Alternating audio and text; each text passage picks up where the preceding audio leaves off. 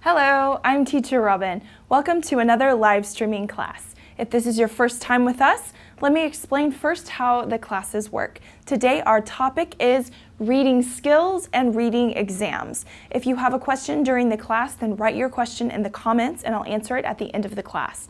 I also have some questions for you at the end of the lesson to check what you've learned, and you can write your answers in the comments as well. So before we start with today's topic, let's review what you learned in last week's class in case you missed it.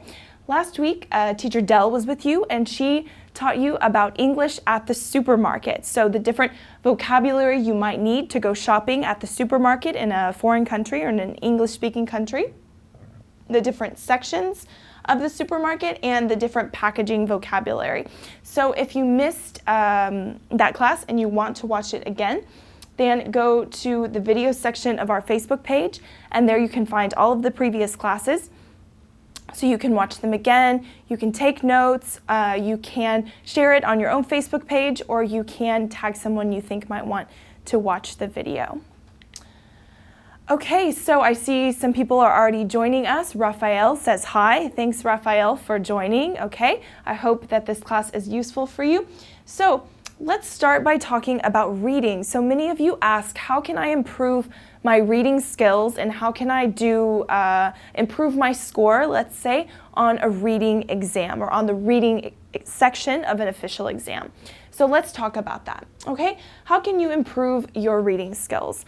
The best thing to do is practice by reading something that interests you. So find a topic, a subject in English and try to find as much as you can about this subject to read. Because if you read about something that you're not interested in, then you're probably going to stop after 5 minutes because you'll find it boring. So find a topic that you really enjoy and try to find some books or some magazines, some articles about this particular topic.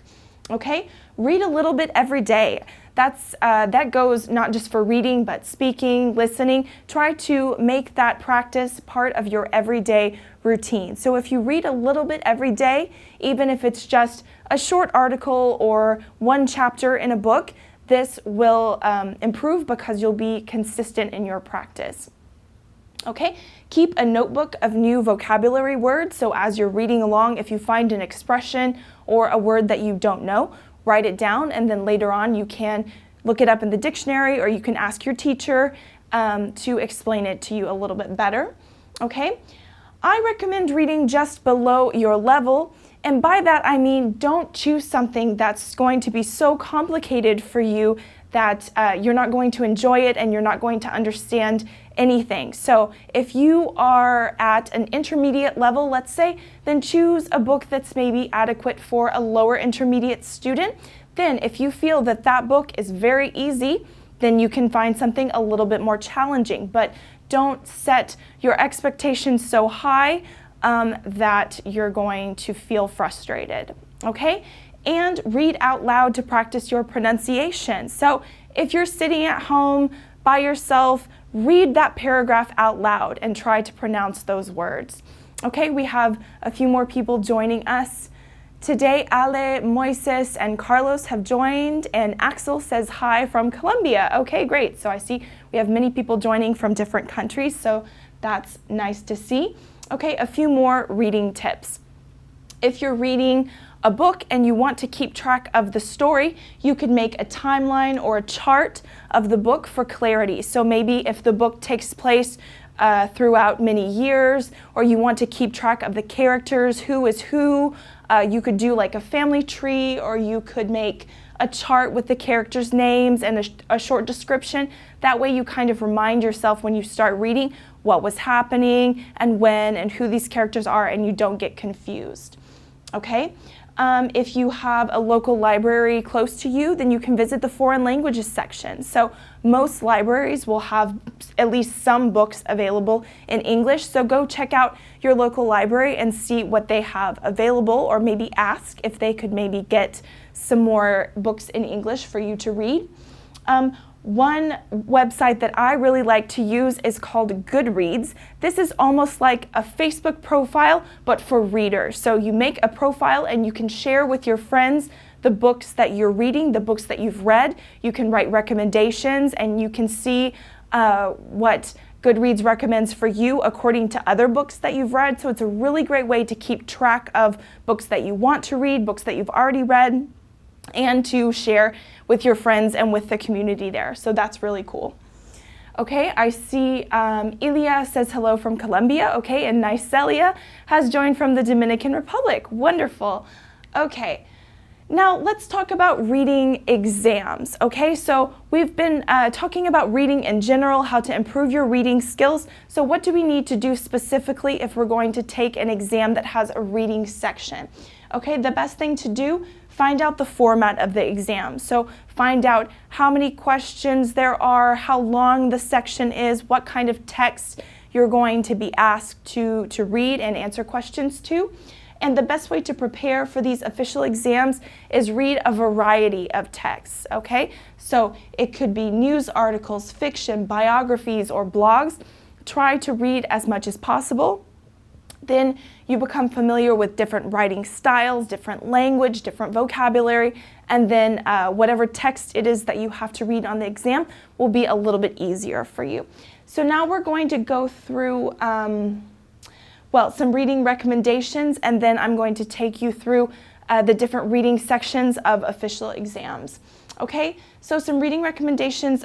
Cambridge and Oxford readers actually have books adjusted to your level. So you can find, like I said, if you're lower intermediate, you can read classics like Jane Austen, for example, but with vocabulary that is adjusted to your level. So this is something that's really helpful.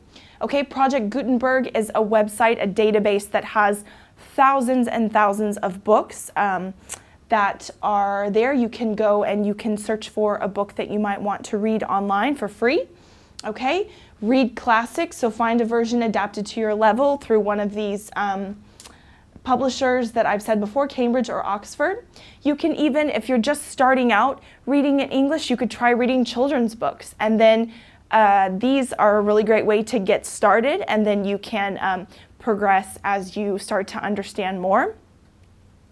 And in our app at ABBA, we actually have a feature which is called Awesome People, where you read biographies of famous people and you answer questions about them. So this is a reading comprehension exercise for any of you who have who are premium users of the ABBA course, and you study from your phone.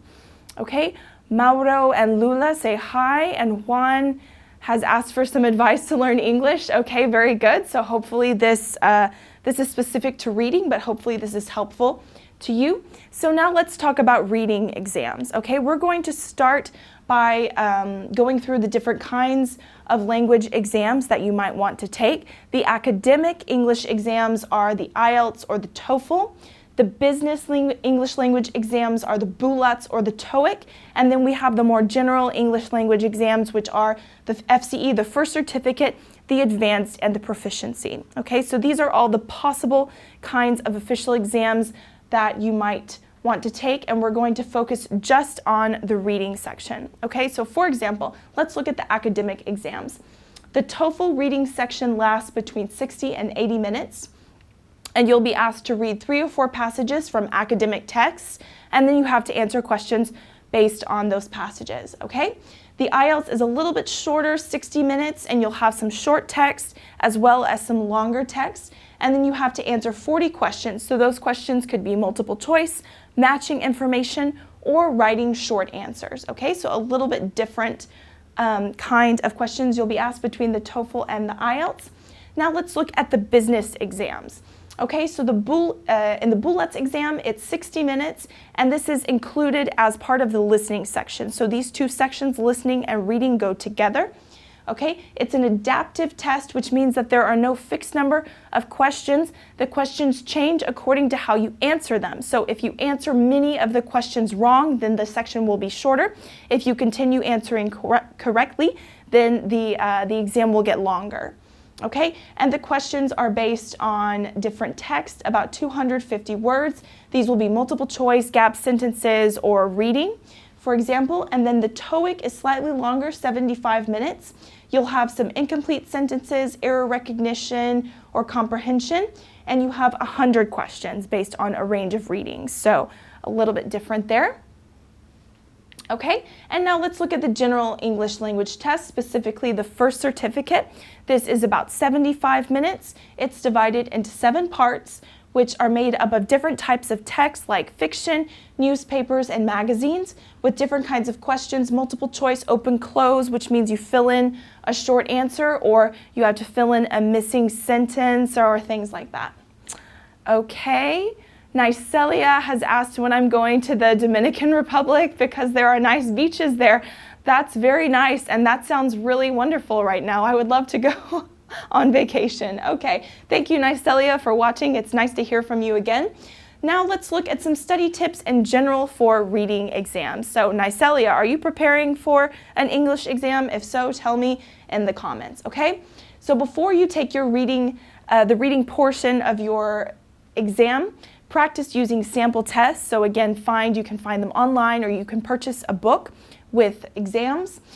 Practice reading from a wide range of sources, as I said before, news articles, fiction, biographies, blogs, etc.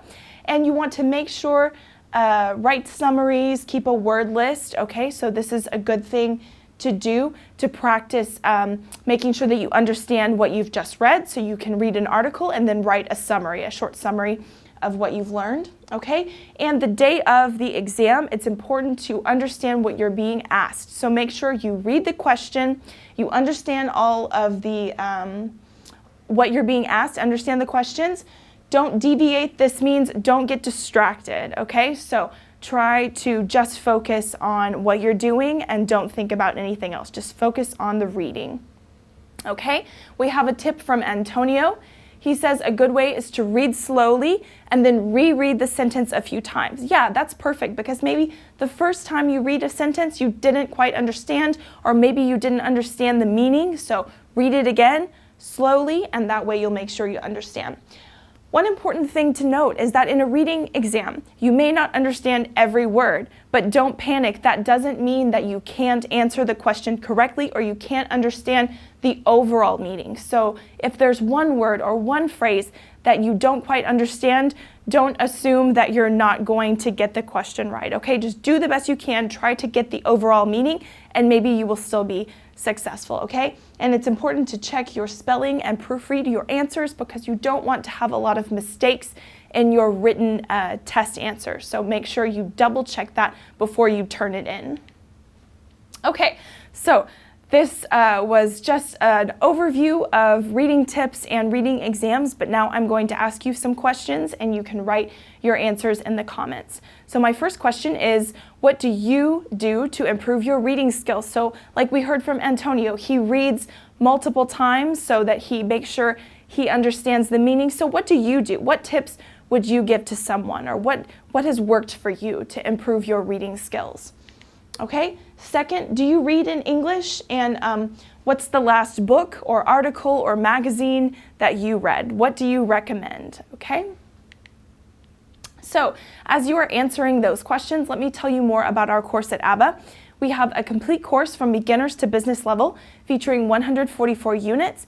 Each unit has a video, an ABBA film, and then a video class explaining the grammar, and then exercises to help you improve your English. So if you want to sign up with us, you can go to our website where you can join the millions of other students studying with us here at ABBA.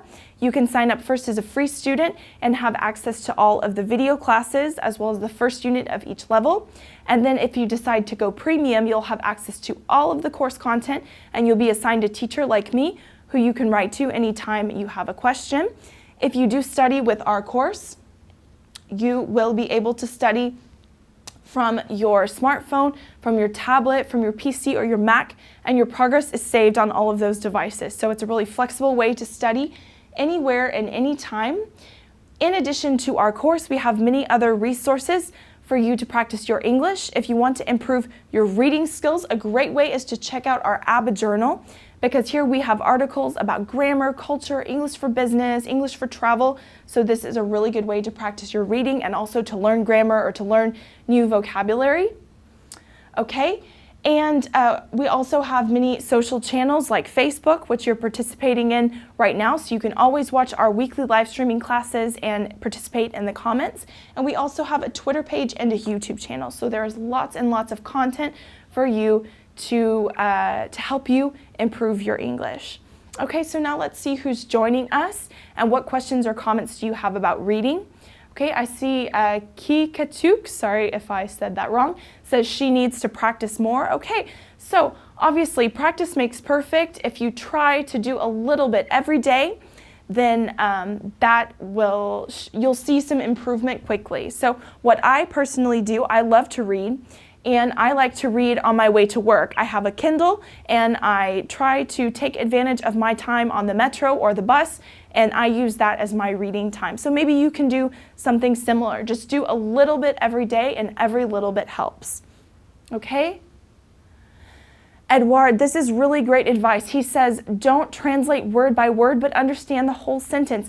Yes, that is so true, because if you try to translate directly from your native language, you might not understand exactly what the sentence is meaning. So try to look for the key words, look for the words that you understand, and from that, understand the whole meaning. So that's a really good piece of advice. Don't try to translate back and forth. Try to just focus on what you're reading in English. Okay, so thanks, Edward, for your comment.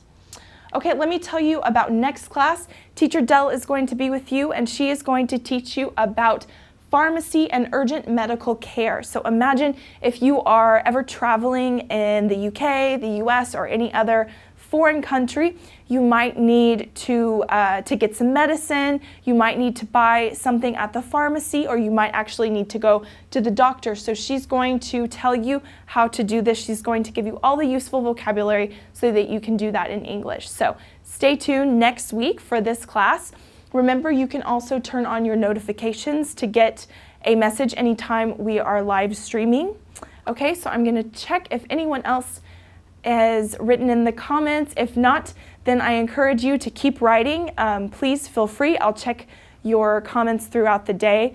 I hope this class has been useful for you. I encourage you to start reading little by little. It's a really, really great way to improve your language skills. So I hope that you can join us next week with Teacher Dell, and I hope you have a great rest of your day. So take care, and we'll see you next time. Bye.